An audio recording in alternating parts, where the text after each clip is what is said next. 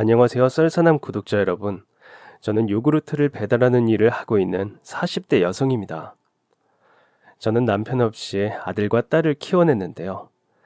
지금부터 그 이전의 이야기를 시작으로 지금까지의 이야기를 들려드리도록 하겠습니다.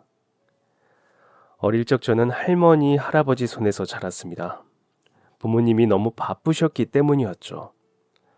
아버지는 사업을 하는 분이셨는데 사업이 잘 풀리지 않는지 늘 한숨을 쉬셨고, 어머니는 그런 아버지를 최선을 다해 보필했습니다. 너무 어렸던 저는 아버지가 무슨 일을 하는 분이신지도 잘 몰랐고, 제게 아버지와 어머니는 그냥 바쁜 사람, 그 이상도 그 이하도 아니었습니다. 물론 할머니의 집에 처음 맡겨졌을 때는 엄마 아빠가 보고 싶다고 엉엉 울기도 했어요.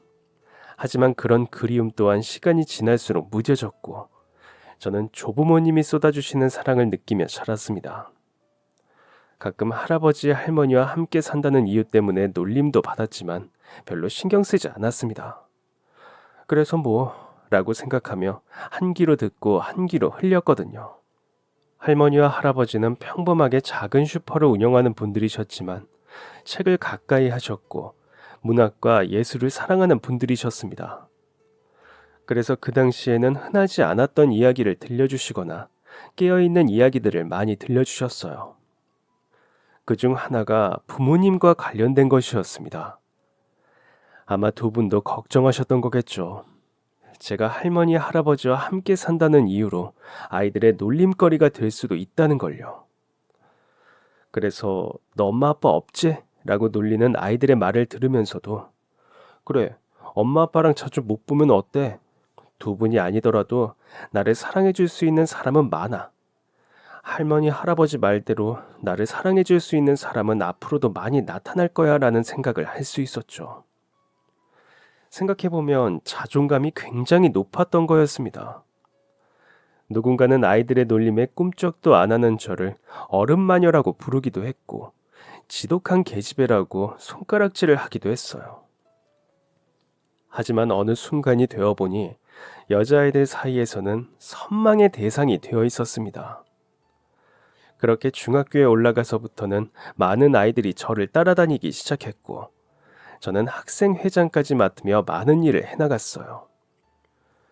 학생회장으로 처음 학생회의를 갔을 때 저는 그곳에서 한 남자아이를 만났습니다. 뽀얀 얼굴에 검은색 머리카락을 가지고 있던 그 아이는 뭔가 달랐어요. 저는 회의를 하면서 저도 모르게 그 아이를 흘긋흘긋 쳐다보았습니다. 제가 그 아이를 좋아한다는 걸 깨달은 건 여름방학이 시작되기 직전이었죠. 하지만 여름방학 중에는 학교에 가지 않으니 그 아이를 볼 수 없었고 애가 탔습니다. 그러던 중 할머니 할아버지의 슈퍼에서 공부를 하고 있는데 그곳에서 뜻밖의 인물을 만났습니다. 제가 좋아하는 그 아이였어요. 학교에서 보던 것과 다르게 편안한 사복을 입은 그 아이는 심부름을 온 건지 할머니에게 두부 한 모를 달라고 했습니다. 저는 조심스럽게 말을 건넸고 할머니는 제가 그 아이를 아는 것 같자 앉아서 아이스크림이라도 먹고 가라며 저와 그 아이를 한자리에 앉히셨죠. 할머니 눈에는 제가 어쩔 줄 몰라 하는 게 보였나 봐요. 갑자기 이렇게 손녀의 친구를 만나게 된 것도 인연인데 이것 좀 가져가라며 이것저것 가득 담아주셨죠. 그 아이가 혼자 들고 가기 어려울 정도로요. 할머니는 저를 툭툭 치시며 같이 들고 다녀오라고 하시더군요. 근데 그 아이는 극구 거절했습니다. 자기가 2번 왔다 갔다 할 테니 같이 갈 필요 없다고요. 너무 완강하게 거절해서 내가 그렇게 싫나? 라는 생각이 들었을 때 할머니는 아이들을 다루는 기막힌 솜씨로 결국 저와 그 아이를 같이 보내셨습니다. 그렇게 그 아이가 사는 집으로 향했고 아이는 문 앞에서 잠시 숨을 고르더니 제게 그거 그냥 두고 가. 내가 이거 두고 나와서 다시 들고 갈게 라고 말했죠. 저는 알았다고 말했지만 그렇게 하지 않았습니다. 이게 어떻게 찾아온 기회인데 홀라당 가버리겠어요. 담벼락에 기대서 애꿎은 바닥만 파고 있는데 얼마 지나지 않아 아이가 나왔습니다. 그리고 그 옆에는 아이의 할머니처럼 보이는 어른이 서 있었죠. 할머니는 아이에게 말했습니다. 아이고, 이걸 누가 주신 건데? 가서 감사 인사라도 해야 하는 거 아니니? 괜찮아요. 그런 거 안 해도. 그 말투에서 묘한 기시감이 느껴졌습니다. 아이와 할머니의 사이가 퍽 좋지 않다는 게 느껴졌거든요. 정정하겠습니다. 더 확실히 표현하자면 아이가 할머니를 밀어내는 것 같았어요. 저는 그 아이에게 더 큰 호기심이 생겼습니다. 나는 할머니, 할아버지와 함께 있는 게 이렇게나 좋은데 저 아이는 왜 그러지 않을까? 라며 궁금해한 것이죠. 여름방학 내내 그 아이를 쫓아다니고 동네 어른들의 소문을 모은 결과 그 아이는 할머니와 단둘이 살고 있었습니다. 저처럼 부모님과 떨어져서 사는 게 아닌 부모님이 돌아가셔서 할머니와 살게 된 것이었습니다. 제가 부모님의 부재를 잘 느끼지 않는다 하더라도 전 부모님을 보고 안 보고를 최소한 선택을 할 수 있었습니다. 그런데 이 친구는 부모님을 아예 못 보는 것이었어요. 게다가 부모님에게 사랑을 듬뿍 받고 자랐을 테니 갑작스럽게 부모님과 헤어진 게 얼마나 가슴 아플까 걱정이 되었습니다. 그 아이에게 부모님이라는 존재는 제게 할머니, 할아버지와 같았을 텐데 할머니, 할아버지를 볼 수 없게 된다면 저 또한 하늘이 무너질 것 같았거든요. 저는 계약을 하고 그 아이에게 조심스럽게 다가갔습니다. 주변 친구들은 쟤랑 친해져서 뭐해? 라는 반응이었지만 저는 그 아이를 차마 혼자 둘 수 없었습니다.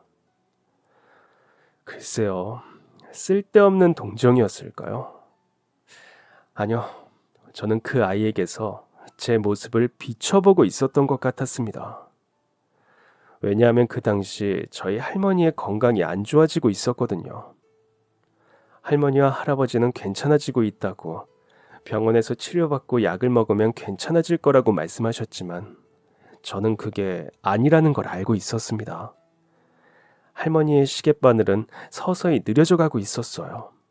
그래서인지 그 아이에게 마음이 더 갔습니다.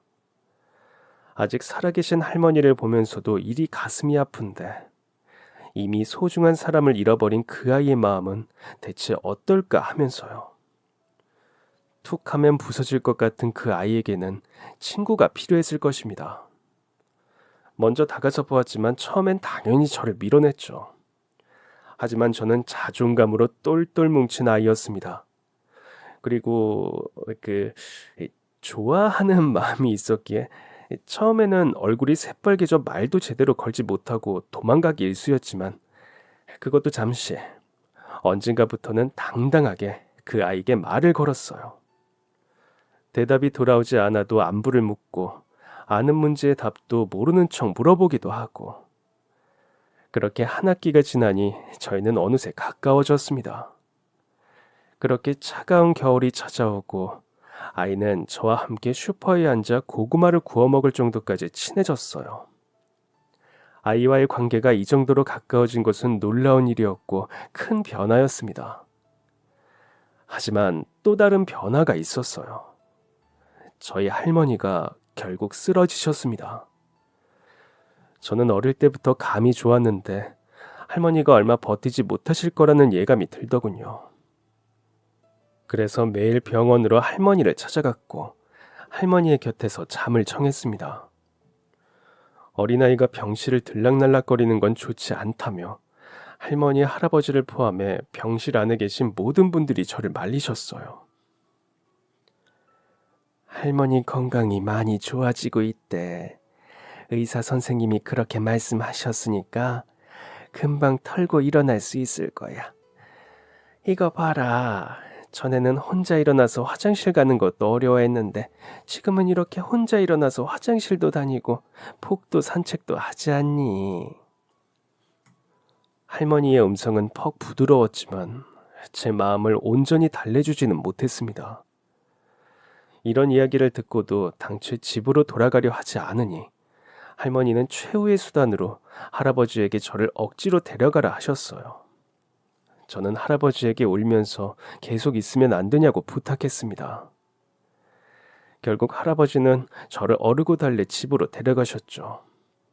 집에 도착한 후 한참 뒤척이면서 겨우 잠에 들었는데 저를 깨우는 할아버지의 다급한 목소리가 귀를 울렸습니다.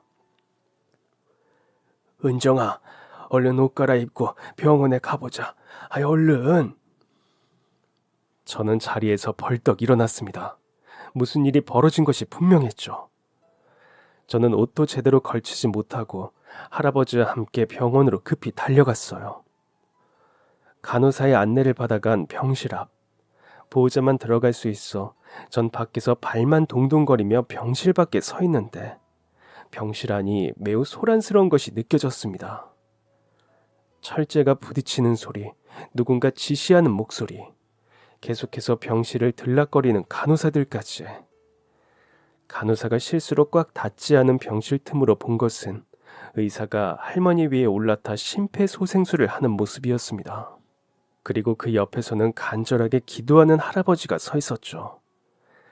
눈물이 왈칵 쏟아졌습니다. 손바닥에 얼굴을 파묻고 눈물을 흘렸어요. 하지만 그 와중에도 울음소리는 내지 않았습니다. 제 우는 소리가 할머니 귀에 들어가면 할머니의 마음이 편치 않을 것 같았거든요.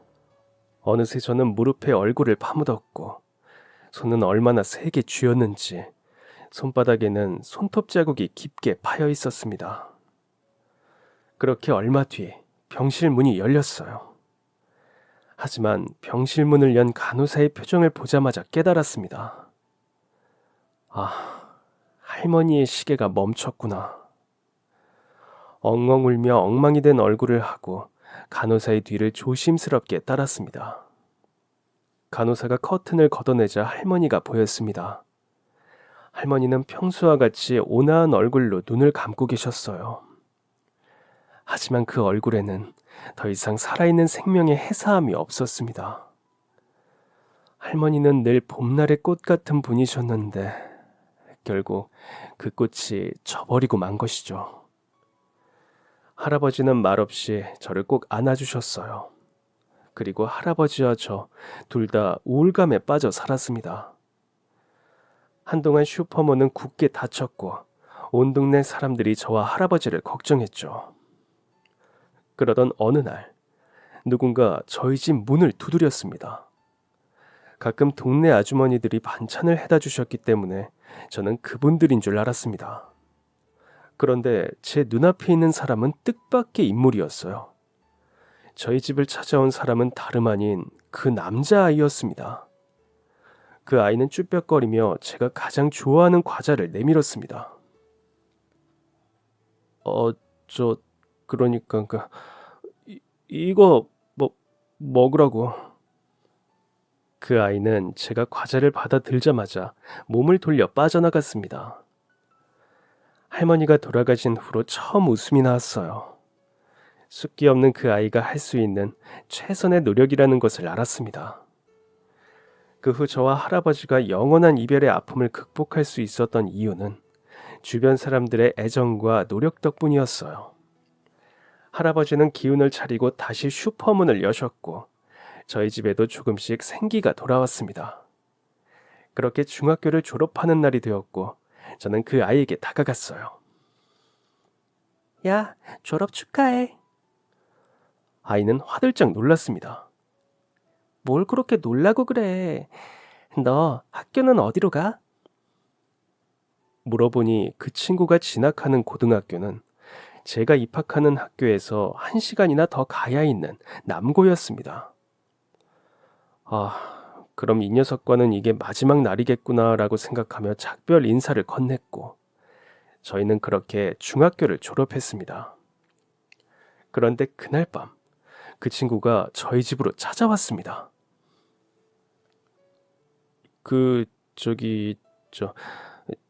잠깐 시간 돼? 저는 의아해하며 아이를 따라 나섰죠. 저희는 집 근처에 있는 평상에 앉았습니다. 아이는 한참 동안 우물쭈물거렸고 한참이 지나서야 말을 꺼냈습니다. 저, 그, 그러니까, 날씨가 많이 춥지? 뭐? 그게 말이야, 방귀야. 당연히 춥지. 아이는 굉장히 미안해하며 숨을 크게 들이쉬었습니다. 그리고는 조심스럽게 물었어요. 저, 하나 물어봐도 돼? 뭘 물어보려고 이래. 괜찮으니까 물어봐. 아이는 또 한 번 숨을 크게 들이마셨고 제게 물었습니다. 그러니까 이제는 괜찮아? 저는 아이의 말이 무엇을 의미하는지 단번에 알았습니다.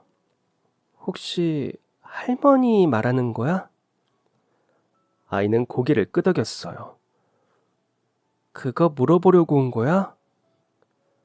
가라앉은 목소리로 묻자 아이는 제가 화가 났다고 생각했는지 손사래를 치며 이렇게 말했습니다. 아니, 괜히 생각나게 한 거면 정말 미안해. 그런데 나는 누가 이렇게 말해주는 게 좋았었어서 누군가가 나를 신경 쓰고 있다는 게 위로가 됐었거든. 그래서 물어봤어. 기분 나쁘게 했으면 사과할게. 저는 아이의 등을 퍽퍽 두드리며 대답해 주었어요. 으이그, 화낸 거 아니야. 그냥 너무 뜻밖이라. 네가 나한테 이런 걸 물어볼 거라고 생각도 못 했거든. 저는 한 번 더 물었습니다. 나 걱정한 거야? 아이는 고개를 끄덕였습니다. 그런데 그때 왜 눈물이 났는지 모르겠어요. 제가 소매로 눈 언저리를 슥슥 닦자 아이는 놀라며 어쩔 줄 몰라 했습니다. 속상해서 그런 거 아니야. 그냥 너한테 고맙네. 사실 괜찮은 줄 알았는데 아무래도 아직 괜찮지는 않았나 봐. 아니야. 나도 이해해. 사실 나도 아직 안 괜찮아. 너도? 난 아직도 엄마 아빠 꿈을 꿔. 그런데 슬픈 건 어느 순간부터 엄마 아빠의 얼굴이 흐릿해지고 있다는 거야. 처음엔 슬프기만 했는데 이제는 인정하려고. 나는 아마 평생 엄마 아빠를 그리워하겠지. 처음에는 잊어보려고 했는데 그건 애초에 불가능한 거더라고. 저는 이 이야기를 듣고 한참 동안 고민했습니다. 그리고 대답했어요. 그래, 나도 그럴 것 같아. 할머니가 다시 돌아오길 바래도 그런 일은 일어날 수 없겠지. 나도 그냥 인정해야겠다. 할머니를 평생 그리워하는 건 어쩔 수 없는 거라고. 헤어진 게 슬프다고 해서 굳이 잊으려고 노력할 필요는 없는 거라고. 저희는 그날 처음으로 서로 진실된 이야기를 나누었습니다. 그리고 진정한 친구가 되었죠. 서로 다니는 학교 거리도 편도 1시간이나 되는 거리였지만 그 후 저희는 평일에도 종종 만나고는 했습니다. 집은 그나마 가까웠기 때문에 방학이 되면 함께 공부를 하기도 했죠. 그런데 조금 억울했던 건 분명 똑같이 공부를 했는데도 그 아이의 성적이 저보다 월등히 뛰어났다는 것이었습니다. 주위 사람들은 너 같은 애가 왜 저런 애랑 다니냐라고 말할 정도였죠. 그럴 때마다 저는 씩씩거리며 누구는 공부 못하고 싶어서 못하는 줄 알아? 내가 열심히 안 했으면 몰라 라고 화를 냈습니다. 그리고 그럴 때마다 저를 달래주는 건 그 아이였죠. 분명 더 어릴 때는 제가 그 아이를 챙겨주고 보듬어주는 역할이었던 것 같은데 어느새 역할은 반전되어 있었고 또래보다 체구가 작았던 그 아이는 어느 순간 멋진 남성이 되어 있었습니다. 그리고 그가 대학을 졸업하자마자 저희는 결혼을 했어요. 평생의 동반자, 남편이 된 것이죠. 저희는 참 좋은 부부였습니다. 아이를 낳아 기르고 조부모님에게 효도하고 그렇게 모시던 분들이 세상을 떠나시면 마지막 길을 지켜드리고 그렇게 알콩달콩 잘 살고 있었습니다. 40대를 앞둔 어느 날에 남편이 갑작스럽게 사고로 세상을 떠나기 전만 해도 말이죠. 저는 대학을 졸업하고 평범한 사무직으로 일을 하다가 아이를 낳으면서 일을 그만둔 상태였습니다. 남편은 좋은 대학을 나와 알아주는 회사를 다녔기 때문에 남편의 월급만으로도 생활이 가능했거든요. 그런데 남편이 세상을 떠나자 집안의 생계는 제 몫이 되었어요. 두 아이를 책임져야 하니 슬퍼할 겨를도 없었습니다. 찢어지는 마음을 애써 억누르고 일을 찾았어요. 그러다 시작한 것이 요구르트 배달 일이었습니다. 일하는 건 나쁘지 않았어요. 한자리에 앉아서 매일 같은 시간에 출근하고 똑같은 사람들과 똑같은 일을 하면 전 미쳤을 게 분명했거든요. 하지만 사무직보다는 외부에서 활동적으로 일하는 것이 저에겐 적성도 맞고 더 도움도 되었습니다. 넓은 침대의 빈자리를 보며 눈물로 밤을 지새우는 날도 많았고 결국 남편과 쓰던 침대를 처분하고 싱글 사이즈 침대를 들여놨을 때는 마음 한쪽이 텅 비더라고요. 하지만 그때마다 저를 살게 하는 건 제 아이들이었습니다. 넘어지고 쓰러지더라도 아이들을 보면 일어날 힘이 생겼죠. 그러던 어느 날 저에게 신경 쓰이는 사람 한 명이 생겼습니다. 제가 주기적으로 배달을 가는 빌라가 있었는데 빌라에 들릴 때마다 한 할아버지가 멍하니 앉아 계시는 걸 보게 되었어요. 그렇게 할아버지를 보는 게 하루 이틀 늘어가다 보니 관심이 생기더라고요. 그래서 근처에 배달을 하는 집으로 가서 그분에 대해 물었습니다. 아, 가족 없이 혼자 사는 할아버지인데, 내가 보니까 정신이 온전치는 못한 것 같아요. 사람이 말을 걸어도 대답도 안 하고, 맨날 저렇게 멍하게만 있잖아요. 그러면 챙겨주는 분이 아무도 없나요? 나는 잘 모르겠네. 가끔 공무원들이 와서 확인하는 것 같기는 한데, 가족들이 들리는 건 못 봤어요. 사실 나도 여기 이사 온 지 얼마 안 됐거든. 근데 주변 사람들 얘기 들어보면 예전에는 아내랑 살았다나 봐요. 그런데 자식들이 안 오는 거 보면 자식이 없거나 아야야. 그날부터 그분이 계속 눈에 밟혔어요. 어느 날 일을 가기 위해 나서는데 평소보다 날이 쌀쌀하더라고요. 갑자기 추워진 날씨에 그 할아버지가 걱정되었습니다. 저는 집으로 들어가서 큰 담요를 챙겼습니다. 아니나 다를까 할아버지는 혼자 앉아서 또 멍하니 하늘만 바라보고 계셨어요. 저는 할아버지에게 다가갔습니다. 할아버지, 춥지 않으세요? 할아버지는 천천히 고개를 돌려 저를 바라보았습니다.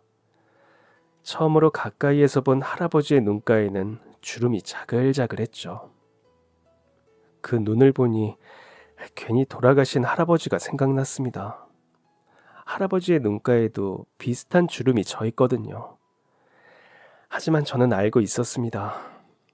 그 주름은 평생 웃고 사신 분들에게 생기는 것이라는 걸요.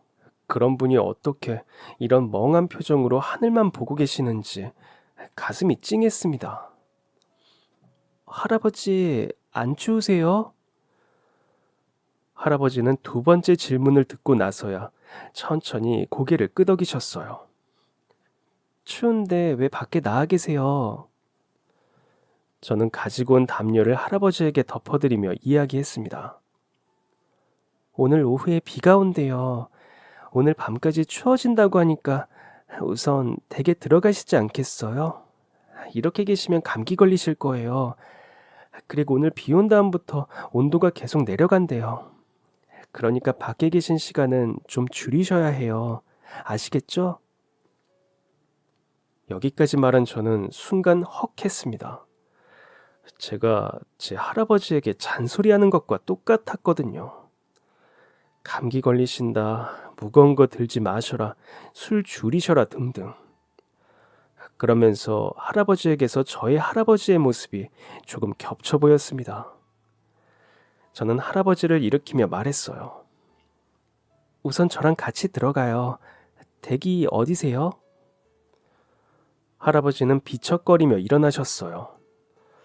저에게 거의 몸을 맡기며 움직이셨는데 얼마나 마르셨는지 무겁지도 않더라고요. 그렇게 할아버지 집 문을 열고 들어갔는데 생각보다 집이 굉장히 깨끗했습니다.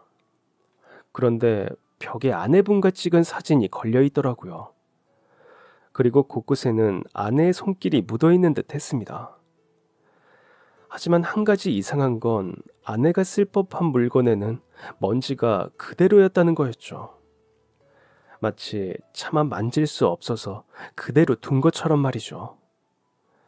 할아버지 집에는 한기가 돌았습니다. 남의 집 보일러를 마음대로 켜는 것은 좀 아닌 것 같아 우선 그날은 제가 가지고 있는 요구르트를 조금 챙겨드렸어요. 그리고 집에 돌아가는 길에 따뜻한 전기장판 하나를 샀죠. 다음 날 그 전기장판을 들고 할아버지를 찾아갔습니다. 설마 했는데 역시나 밖에 또 나와 계시더라고요. 저는 다시 할아버지를 모시고 집 안으로 들어갔고 전기장판을 틀어드렸습니다. 밖에 공과금 독촉 용지가 있었는데 다행히 전기가 끊기지는 않았더라고요. 저는 할아버지를 눕히고 이불을 덮어드린 뒤에 집에서 싸온 반찬들로 식사를 준비했습니다. 할아버지는 밖에서 찬바람을 맞았던 게 고단하셨는지 금방 잠에 드셨습니다. 그리고 제가 준비한 미음과 반찬을 드셨어요. 식사를 다 마치신 할아버지는 슬며시 고개를 들어 제게 물으셨습니다. 자네는 왜 나를 데리고 왔나? 제가 할 수 있는 말은 하나밖에 없었어요. 그게 저희 할머니 할아버지가 생각나서 그런 거라고 할까요? 저는 그날부터 매일같이 할아버지를 찾아뵈었습니다. 할아버지 집안에 가득했던 아내의 흔적을 보니 혼자 둘 수가 없더라고요. 가장 사랑하는 사람을 잃은 경험을 누구보다 잘 알고 있었고요. 제가 할아버지를 매일같이 찾아뵙는 동안 저는 할아버지의 자식들을 한 명도 보지 못했습니다. 아주 나중에 할아버지와 관계가 좋아졌을 때 알게 된 것으로는 할아버지의 자식들이 할아버지에게 재산이 없다는 이유로 더 이상 찾아오지 않는다는 것이었어요. 할아버지는 좋은 아버지임이 분명했습니다. 그 집에는 아직도 할아버지가 쓴 자녀들의 육아 일기가 있었으니까요. 아이들 한 명 한 명 직접 쓴 육아 일기를 보여주면서 할아버지는 이렇게 말씀하셨습니다. 다 내 잘못이야. 우리 애들이 무슨 잘못이 있겠어. 저는 할아버지에게 아무 말 하지 않고 그저 손을 토닥이며 위로해 드렸습니다. 할아버지와 시간을 보내면서 할아버지는 조금씩 활기를 찾으셨고 매일같이 밖에 나가 하늘만 쳐다보는 일도 거의 사라졌어요. 하루는 이렇게 물었던 적이 있습니다. 왜 매일같이 나가서 하늘만 보시는 거예요? 아내가 하늘을 보는 걸 좋아했어. 가만히 걷다가도 하늘이 예쁘면 그대로 서서 하늘을 뚫어지게 쳐다보고는 했는데 이 젊을 때는 그게 왜 그리 굼떠 보였는지 아내 곁에서 같이 하늘을 봐줘도 모자랄 뻔해 왜 빨리 가자고 손을 끌었는지 그게 너무 후회가 돼서 하늘을 보는 걸 좋아했으니 내가 하늘에서 땅을 보는 걸 저 위에서 지켜보며 좋아하지 않을까 싶어서. 역시 할아버지는 돌아가신 할머니를 그리워하고 계셨던 것입니다. 그러던 어느 날, 제 딸아이에게서 악성 종양이 발견되었습니다. 청천벽력 같은 소식이었죠. 다행히 현대엔 의료기술이 발달되어서 서울에 있는 큰 병원에 가면 수술이 가능하다고 하더군요. 하지만 그 어린아이를 홀로 서울에 둘 수는 없는지라 저는 잠시 일을 그만두고 아이와 함께 서울로 향했습니다. 아이가 병원에서 회복될 때까지 함께 그곳에 있어야 했죠. 오랫동안 자리를 비워야 했기에 저는 할아버지의 냉장고를 꽉꽉 채워드렸고 꼭 드셔야 하는 영양제와 잊어버리면 안 되는 것들, 예를 들면 주무시기 전에 꼭 가스밸브 확인하기, 주무시고 일어나시면 장판 꼭 끄기와 같은 것들을 적어드렸습니다. 할아버지, 제가 올 때까지 꼭 잘 계셔야 해요. 저 없다고 추운 날에 밖에 나가 계시지 말고 밥 잘 챙겨 드시고요. 그동안 식사 잘하시면서 이렇게 보기 좋아지셨잖아요. 건강하게 계셔야죠. 아시겠죠? 꼭 밥 잘 챙겨 드셔야 해요. 할아버지는 슬며시 미소를 지으며 제 등을 미셨습니다. 알겠어. 잘 있을 테니까 가봐. 애가 아픈데 나한테 신경 쓸 겨를이 있어? 저는 할아버지의 말대로 서둘러 밖으로 나섰습니다. 천만다행으로 서울에서의 수술은 잘 이루어졌습니다. 아이의 회복도 빨랐고 아주 성공적인 수술 경과였어요.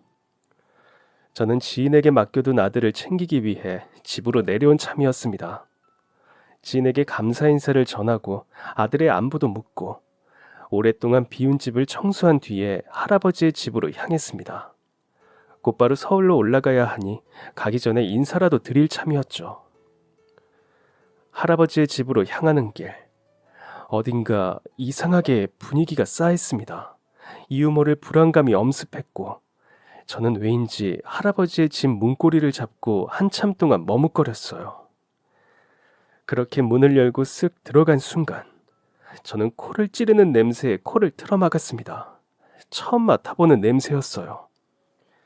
저는 천천히 할아버지의 집 안으로 들어갔고 그 냄새는 할아버지가 주무시는 곳으로 갈수록 심해졌습니다.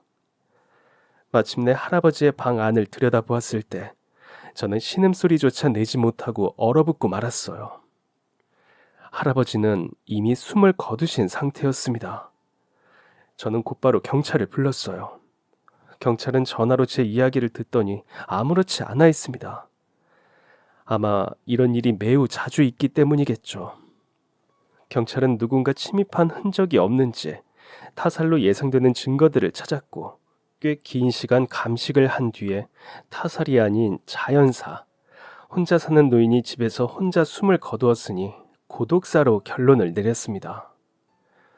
돌아가신 지는 3, 4일 정도 되었고 전기장판 때문에 부패가 더 심했을 거라고 하더군요. 경찰에게 이 이야기를 듣는 내내 숙인 고개를 차마 들지 못했습니다. 저 외로운 사람은 결국 눈을 감는 순간까지 외로웠구나라는 생각으로 안타까운 마음이 들었고 내가 전기장판을 들이지 않았더라면 최소한 저런 모습으로 수습되지는 않았을 텐데 라는 생각 때문에 죄책감이 들었죠. 경찰은 저에게 물었습니다. 가족분이 아니라고 하셨는데 무슨 관계셨습니까? 혼자 계시는 게 안쓰러워서 자주 얼굴 보여드리는 사이였어요. 경찰은 고개를 끄덕이고 그 자리를 벗어났고 저는 텅 빈 마음을 안고 서울로 돌아왔습니다. 돌아가셨으니 장례를 치러야 했겠지만 저에게는 아픈 아이가 있었으니까요. 서울에서 정신없이 병원 생활을 하다 보면 아주 잠시 할아버지 생각이 사라졌지만 조금이라도 여유라도 생기면 할아버지의 생각이 떠올랐어요. 이제 퇴원해도 되겠다는 의사의 진단이 떨어지고 저희는 퇴원을 준비했습니다. 그러면서 저는 경찰서로 전화를 걸었어요. 그 전에 성광 빌라에서 돌아가신 할아버지 어떻게 됐나요? 그분요. 지금 병원 안치실에 계십니다. 네? 장례를 치르지 않고요? 경찰은 한숨을 푹 쉬면서 대답했어요. 이 고독사로 돌아가시는 분들이 계시면 절차가 그래요. 안치실에 모시고 가족들을 찾는데 가족들이 나타나지 않네요. 찾아도 가족들이 장례 치르길 원하지 않는다면 장례의식 없이 화장됩니다. 네? 아니, 국가에서 지원을 해주거나 그런 건 없나요? 요즘 고독사하는 경우도 많다는데. 수화기 너머에서 들려오는 경찰의 목소리에는 난감함이 묻어 있었습니다. 그게 가족들이 장례를 거부하는 경우가 너무 많아요. 가족들이 거부한 장례 의식을 나라에서 하나하나 챙기기에는 아무래도 무리가 있으니까요. 사회복지 단체 같은 데서 장례를 도와주기도 하지만 나라에서는 지자체마다 다릅니다. 지원해 주는 곳도 있고 없는 곳도 있더라고요. 그럼 얼마나 안치실에서 계시나요? 그게 기간이 정해져 있기는 한데 경찰의 업무가 이것은 아니었기 때문에 자세한 것은 모르는지 우선 통화가 종료되었습니다. 저는 아이를 데리고 내려온 뒤에 곧바로 일을 시작해야 했어요. 아침에는 두 아이를 학교에 보내고 그 후에는 일을 했죠. 그러면서도 일할 때 했던 게 하나 더 있었습니다. 바로 장례를 지원해 주는 것을 찾는 것이었죠. 홀로 외롭게 돌아가신 분이 아직도 편히 눈을 감지 못하신 것 같아 신경이 쓰였거든요. 그래서 다시 한번 전화를 걸었어요. 저 안치실에서 나오고 화장하면 모든 장례 절차가 끝나는 건가요? 저도 알아봤는데 따로 장례 절차는 없다고 하네요. 경찰은 잠시 입을 달싹이더니 조심스럽게 말했어요. 전에 이야기 들어서 알고 있습니다. 고인을 곁에서 잘 챙겨주셨다고요. 며칠 못 본 사이에 돌아가셔서 죄책감이 크시다고 들었는데 너무 그러지 마세요. 그건 누구의 탓도 아니잖아요. 제가 이래라 저래라 할 것은 아니지만 너무 죄책감이 크신 것 같아서 감히 이야기 드리는 겁니다. 경찰의 말이 100번 이해됐습니다. 저는 며칠 동안 내내 경찰서에 전화해서 한숨만 푹푹 쉬며 할아버지에 대해 여쭤봤거든요. 무슨 말인지 이해했습니다. 감사합니다. 저 때문에 이런 거 하나하나 다 알아봐 주시고 정말 감사해요. 아닙니다. 이런 일이 잦아서 한 번쯤 알아봐야겠다 싶었던 참이었어요. 전화를 끊었는데도 마음이 영 불편했어요. 그날 밤 잠든 아이들의 머리를 쓰다듬으며 가만히 생각해 봤습니다. 그리고 고민한 끝에 제가 할아버지의 장례를 치러드리기로 결정했어요. 다음날 아침 갑자기 경찰서에서 전화가 왔습니다. 저와 며칠 동안 통화를 했던 그 경찰이었죠. 선생님 안녕하세요. 어제 그렇게 통화해놓고 저도 영 마음이 불편해서 말이죠. 몇 가지 알아봤는데 혹시 장례를 치러드릴 생각이신가요? 저는 그렇다고 대답했습니다. 그런데 이후 들려온 경찰의 말은 제 심장을 툭 하고 떨어뜨렸어요. 죄송하지만 혹시 타인의 장례는 치르기 어렵다는 거 혹시 알고 계시나요? 마음을 잡은 지 하루도 채 되지 않아서 장례가 불가능하다는 얘기를 들으니 착잡하더군요. 그런데 경찰이 하고 싶었던 말은 이게 전부가 아니었습니다. 그런데 오랫동안 왕래를 하셨고 관계가 있었다는 게 증명이 되면 장례가 가능하다고 합니다. 그리고 고독사 하신 분들을 대상으로 지원하는 민간 단체도 있다고 하네요. 저는 그 전화를 받고 곧장 여러 가지 방법을 수소문했습니다. 나라에서 지원이 아예 없는 건 아니더라고요. 다행히 제가 살던 지역은 시에서 어느 정도의 지원을 해주는 상황이었어요. 친족을 찾는 공고에 아무 소식이 없는 상황. 저는 나라의 지원과 더불어 제 사비를 충당해서 장례 의식 치를 준비를 했습니다. 그 와중에 할아버지가 거주하시던 빌라의 주인이 특수 청소가 된 집을 한 번 더 청소하라고 저에게 항의하길래 제가 그 청소 비용도 대신 내주었어요. 사실 제가 내줄 의무는 없었습니다. 청소가 덜 된 것도 아니었고요. 하지만 그 주인 하는 말이 아이, 그놈의 영감탱이. 아, 왜 하필이면 내 집에서 그리 되어가지고 이 집값 떨어지게. 아유, 재수없어. 라는 폭언을 듣는데 돌아가신 분이 그런 식으로 모욕당하는 것을 전 원하지 않았습니다. 그렇게 할아버지의 장례 의식을 치르게 되었어요. 일반적인 장례보다는 약수했고 찾아오는 이들도 없었지만 그래도 할아버지의 마지막 길마저 외롭지는 않아도 됐다는 것에 안심했습니다. 그렇게 할아버지를 보내드리고 저는 다시 일상으로 돌아왔습니다. 그렇게 몇 주가 지났을까요? 경찰서에서 전화가 왔어요. 경찰은 다급하게 말했습니다. 지금 얼른 경찰서로 오셔야 할 것 같습니다. 되도록 빨리 와주세요. 혹시 무슨 일이라도 난 건가 싶어 경찰서로 향했습니다. 조심스럽게 문을 열고 들어가서 전화를 건 경찰을 찾았고 저를 발견한 경찰은 다급하게 뛰어왔어요. 저에게 자리를 안내한 뒤 사라진 경찰은 어디선가 봉투 하나를 들고 왔습니다. 선생님이 장례 치러드린 무용고자 할아버지 유품 중에서 이게 나왔다고 합니다. 유품 처리가 늦어져서 이제야 발견됐다고 하네요. 저는 의아해하며 물었습니다. 그런데 이걸 저한테 왜 주시나요? 그거야 선생님한테 남기신 거니까요. 저는 봉투를 열며 생각했습니다. 할아버지가 나한테 남길 게 뭐가 있지? 봉투에는 종이 한 장이 들어있었고 저는 그 봉투를 열자마자 의자 뒤로 넘어갈 뻔했습니다.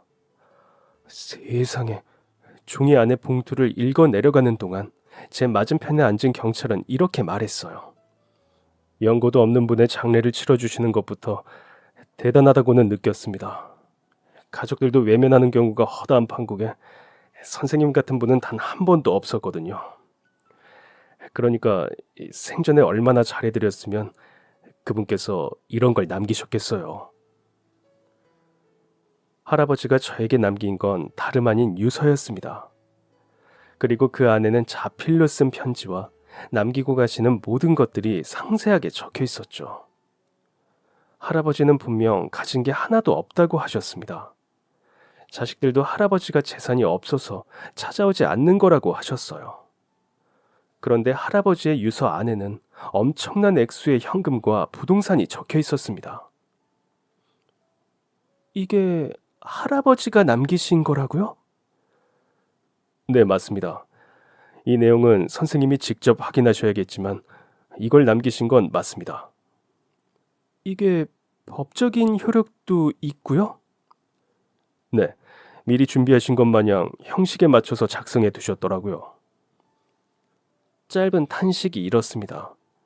대체 왜 재산이 없다는 이유로 자녀들에게 버림받았다는 분이 저는 그제야 깨달았습니다. 경제 활동을 하지 않고 모아둔 재산도 없으며 자식들의 도움도 받지 못하는 할아버지가 꼬박꼬박 공과금을 내고 월세를 밀리지 않은 데는 이유가 있었다는 것을요. 그리고 이런 생각도 했습니다. 이렇게 많은 재산이 있다는 걸 자식들이 알았다면 최소한 말년을 그리 외롭게 보내지는 않았을 텐데라고요. 하지만 이 의문은 맨 뒷장 편지를 보고 해소할 수 있었습니다. 할머니가 돌아가신 뒤 할아버지는 우연히 자식들이 재산에 대한 이야기를 나누는 걸 듣게 되었다고 합니다. 부모 재산은 부모가 둘 다 가야 상속받을 수 있는 거지?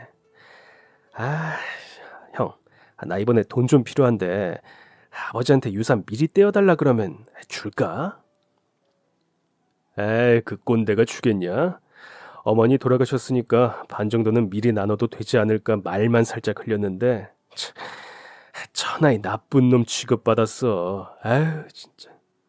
그 후 할아버지는 당장 모든 재산을 자식들이 모르는 곳으로 숨겼고 자식들에게는 사실 할머니가 돌아가시기 전에 사기를 당해 재산을 잃었다고 말했다고 합니다. 그러자 자식들은 돈은 많은 것 같은데 저 빌라에서 이사를 안 가더라. 그리고 저것도 자가가 아니잖아라며 할아버지를 떠났다고 하죠.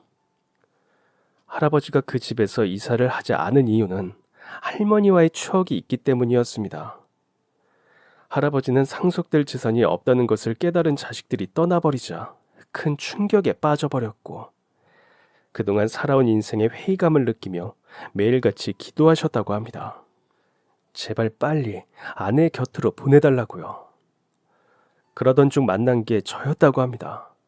그리고 할아버지의 편지 중에는 이런 내용이 있었어요.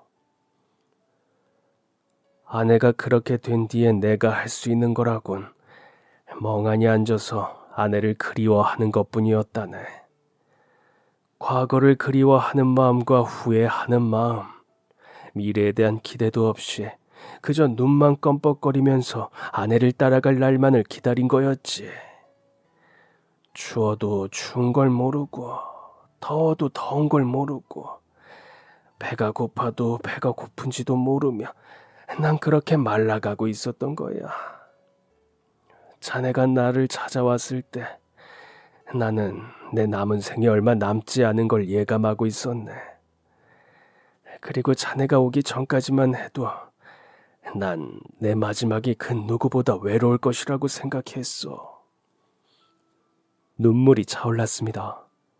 할아버지는 단 한 번도 이렇게 길게 자기 이야기를 들려주신 적이 없었어요. 저는 이 편지를 통해 처음으로 할아버지의 마음을 알게 된 것입니다. 저는 눈물을 훔치며 편지를 계속 읽어 내려갔습니다. 고맙네, 고마워. 자네가 이 편지를 읽을 때면 나는 이미 이 세상 사람이 아닌 거겠지. 불쌍한 늙은이 가는 길 지켜줘서 정말 고맙네. 자네 덕에 가는 길이 불행하지는 않아. 자식들에게 버림받고 내 인생은 실패한 거라 생각했는데 나와 관계도 없는 이에게 받은 애정 덕에 내가 발붙이고 살던 이 땅을 원망하는 일은 없을 걸세. 그러니 다시 한번 정말 고맙네. 자네 아이의 건강을 빌고 자네의 가정의 행복을 비네. 오랫동안 행복하게 사시게. 할아버지의 편지 마지막 줄에는 고맙다는 말이 또 적혀 있었습니다. 저는 경찰서에서 사연 있는 여자처럼 펑펑 울었습니다. 유언장에 할아버지가 적어주신 대로 변호사를 찾아가서 절차를 밟으니 정말로 할아버지의 유산이 제 앞으로 오게 되었습니다. 처음엔 그 돈을 어떻게 해야 할지 감이 오지 않더라고요. 이 돈을 제가 써도 되나 주저하며 고민한 지 1년 정도가 되었을 때 저는 무연고자의 장례 절차를 지원하는 복지단체에 일정 금액을 기부했습니다. 관계자가 말했어요. 감사합니다. 덕분에 많은 분들이 장례를 치를 수 있게 되었어요. 감사 인사를 받을 사람은 제가 아닌걸요. 부디 좋은 곳에 써주세요. 제가 더 감사합니다. 구독자는 점점 늘어나고 있습니다.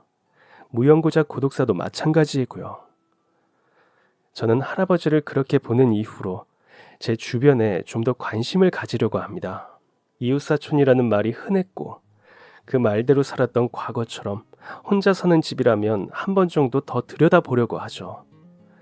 요구르트 일을 계속하고 있는 이유도 이 중 하나입니다. 누군가는 저를 보며 왜 굳이 그렇게까지 하냐?